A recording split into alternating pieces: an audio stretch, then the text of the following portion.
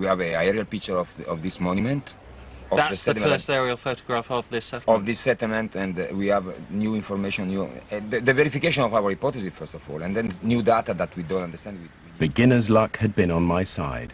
The settlements, it turned out, may have been as much as 2,000 years old. We can see the further transformation. My time with Renato and his team had shown that this lost civilization was far more sophisticated in its water management than anyone had previously thought.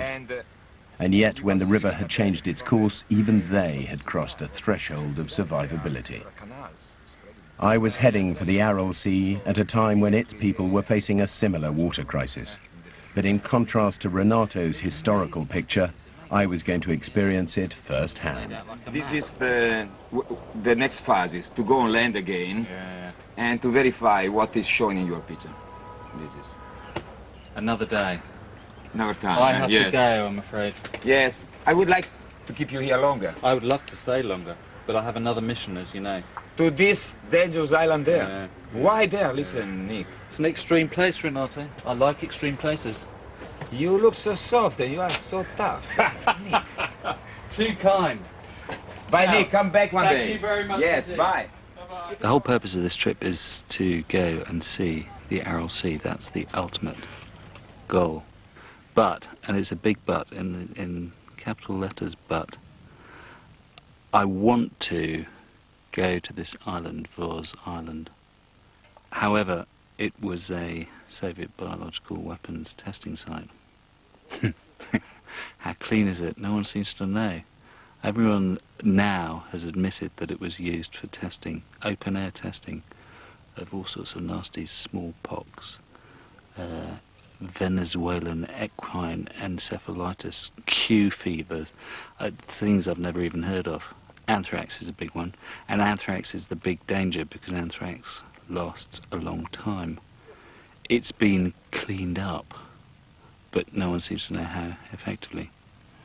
So I'm well equipped, and I've been briefed on how to protect myself from what is just an instantly fatal disease. But at the same time, that makes me rather nervous, to say the least. This was it. After more than 2,000 kilometers on the road, I had finally reached my destination, the site of one of the world's worst environmental disasters. With me was Zanat Makambatova, an ecologist working with one of the many NGOs in the disaster zone, which is, or rather was, the Aral Sea. Yes. How long have these ships been here? Since the 80s. Zanat took me to see a surreal ship graveyard. The sea level was once as high as the cliffs that surrounded the site, and these fishing boats were left high and dry, stark reminders of the misguided Soviet cotton irrigation schemes that diverted the rivers that previously fed the Aral.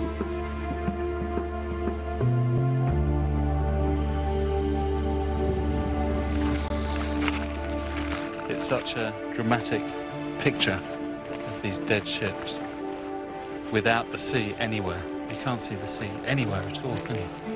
So it's a symbol. It is a symbol of a disaster. Symbol of the disaster. Okay. And all my life I saw that we do not have sea anymore. And when people asked me, okay, you're from the Aral Sea region, where is your sea? I said, okay, we do not have sea. We do not have sea. You thought it had completely disappeared? Yes, I was absolutely sure in this. And when I came to the sea in 1996, and the first time I saw it, I was shocked. These rusting wrecks were part of a once huge fleet, taking up to 44,000 tons of fish from the Aral each year. Now the tonnage taken is barely worth measuring. It must have been employment for many, many people. Yeah, many people worked on these ships. Zanat explained that the majority of the Aral fishermen turned to breeding livestock, such as camels. Others, unable to eke a living out of the highly saline and polluted seabed, were forced out of the region and into an uncertain future elsewhere. Gosh. I wonder what the camels think. That evening, 60 kilometers east of the stranded ships, we found the shore and a lone fisherman laying out his nets. This form of subsistence fishing is all that is left on the Aral Sea, mostly catching introduced saltwater species like flounder, which can cope with the high levels of salinity. Yeah, quite salty, isn't it? I don't think it's quite as salty as the sea, but almost. Somewhere out there was my final destination, the island of Vozrozdene, the toxic heart of this dying sea. After crossing Kazakhstan, I had arrived in the northwest corner of the Aral Sea at the village of Kulandi. I was hoping to make contact with villagers rumored to be looting an abandoned bioweapons site on an island in the sea. When the Aral shrank in size, these former fishing villages faced a stark future. But as I had already discovered earlier in my journey, the Kazakhs are past masters at adapting to a life in an extreme environment. In order to survive the potentially life-threatening hazards ahead, I would need expert guidance and help. I'm really looking forward to it. Yeah. Say that. It was time to rendezvous with Dave Butler, a specialist advisor with a useful working knowledge of how to survive nuclear and biological threats. It's highly carcinogenic, so we don't want to breathe it in.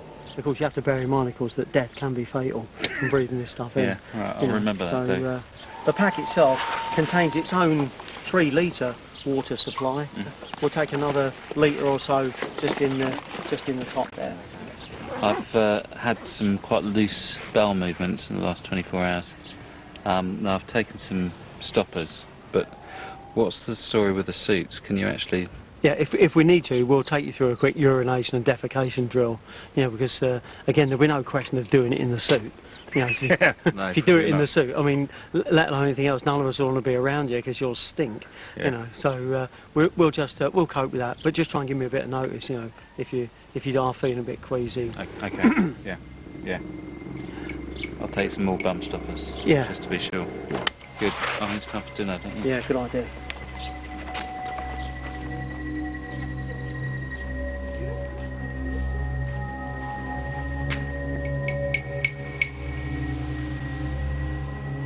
It's 7:20, the night before I'm due to go to the island, and I just came out for past water and saw that on the horizon.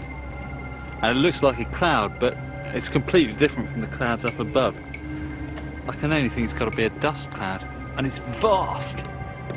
Like 180 degrees along the horizon up there, you can see the leading edge of it. And it's that's west because the sun's setting. And the whole thing's just coming towards us. And it's a phenomenal size. Absolutely extraordinary. I've never seen one the size of this before. And no one seems to be taking that much notice, but the wind is definitely freshening. I don't know if you can hear those camels, but they think something's going on.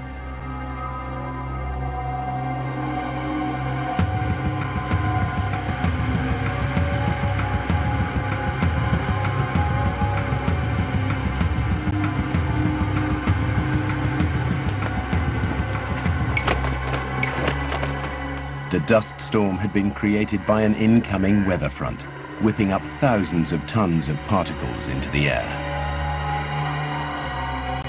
So it's a true dust storm and a vast one. I've literally never seen anything this size before. And you know what, it's extremely lucky that we're going to the island tomorrow, because if this had happened on the island, well, I mean, just be Anthrax City, wouldn't it? It would be everywhere, absolutely everywhere. It's extraordinary. It's really great. Really great. Everyone's going in their houses, but it's just good to be out there. Don't think the camels like it very much. Extraordinary, really extraordinary. We were going to Vozrozdene in the morning, and I couldn't decide whether the dust storm boded good or ill.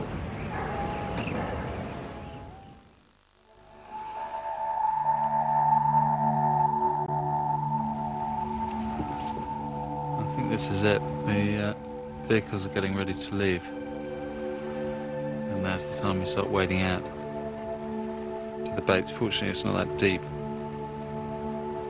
I don't think, just looking at the guys who are waiting out there now.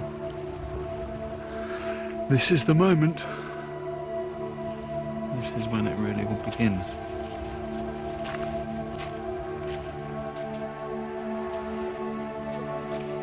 Through a series of local contacts, a team of looters had agreed to take us to Anthrax Island. Former fishermen, the men were victims of the Aral Sea's decline, and facing a future without work, they had turned to looting old Soviet sites, stripping out copper pipes and building materials.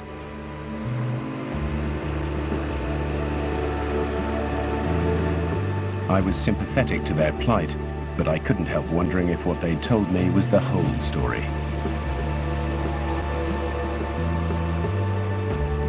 The island is rumoured to have numerous burial sites where lethal drums of anthrax were left by the Soviets, and I couldn't help wondering what the market value of such a commodity might be in the post-9/11 world.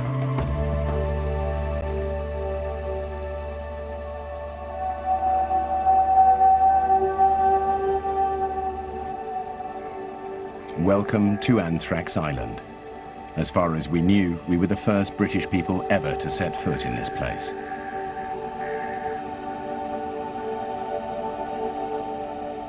As soon as we arrived, even though the former research base was still 25 miles away, Dave advised me to put on the bioprotection suit. We offered the same suits and masks to the locals, but astonishingly, they declined our offer, telling us they'd visited the site many times and never got sick. Riding pillion on the rickety old bikes, we left for the 2-hour desert ride to the bioweapons site.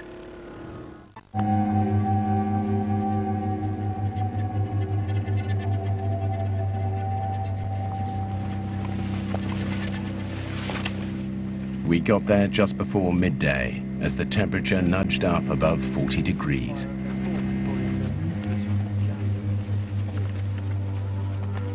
The looters vanished into the city on their mysterious mission, leaving us alone to explore this deeply disturbing ghost town. From the late 50s to the early 90s, this was home to several thousand bio-warfare specialists, their support staff and families. Voz Island Bioweapons Research Testing Station housing complex. So it's gone midday. It took 8 hours to get here. I still can't believe it. But what an extraordinary place.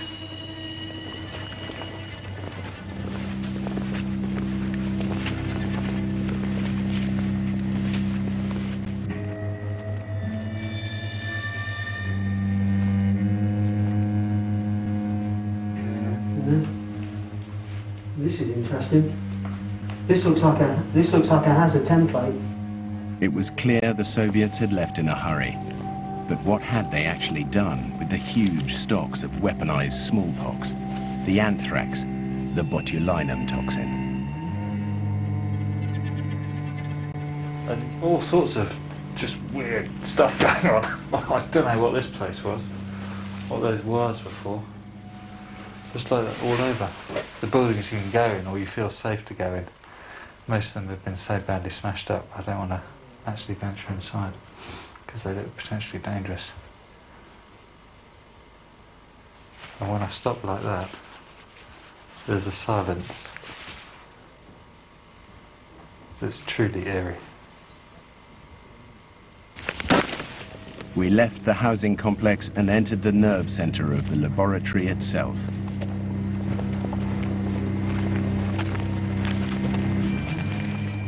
In these